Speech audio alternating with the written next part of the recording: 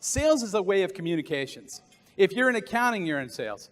If you're in manufacturing, you're in sales. And people say, well, no, I'm not. Well, if you're trying to close the accounting books and you're trying to chase down customers or people to turn things in internally, you doggone well better think you're trying to sell to get it done. If you go to your kid's school and they say, so-and-so, Johnny has a problem with listening, and you say, no, you don't understand. He just gets distracted real easy. You got to understand, you're selling.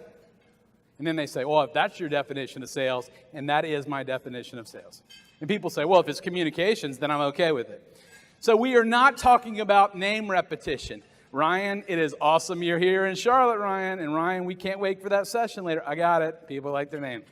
Or body mirroring. I had a gentleman a few years ago when I owned a printing company. He's a friend of mine. I told him this later, but he had gone to all these seminars and learned the art of body mirroring. And I don't know that he knew he was consciously trying this out, but every time I turned around, I would be in the hallway and I'd be like, and all of a sudden he'd be like, and then I'd kind of stand like this, and he'd kind of stand like this, and you could kind of have a whole dance, you could have a whole dance routine around it. And I told him later, I said, man, I think the idea is to relate to the human being, not to copy them. Or the power handshake.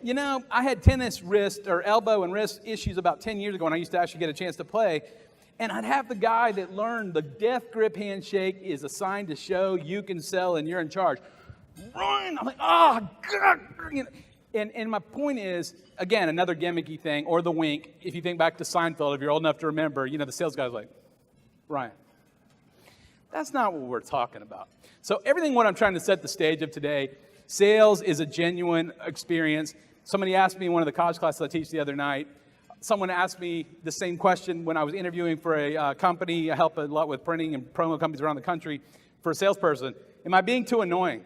And I said, you were persistent, but you weren't a pest. Big difference in the two. So everybody, I know you're eating lunch, so even if you can't do it, just try. Does anybody have anything to write on in front of them or no? No? All right. If you don't, pretend this way. Let me ask you a question.